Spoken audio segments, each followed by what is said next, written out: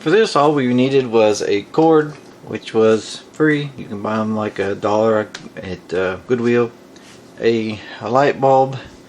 Light bulb you can buy 2 for $1 at Dollar Tree, and they're 5,000 hour bulbs. The base, I already had the base, but they sell for $1.47 at Lowe's. You'll need a metal box. Those sell for $1.14 at Lowe's, and a cord connector. I think that was like 48 cents.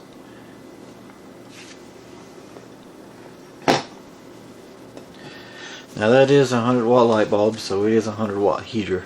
Cost of this to run would be about half of what it would cost me to run candles.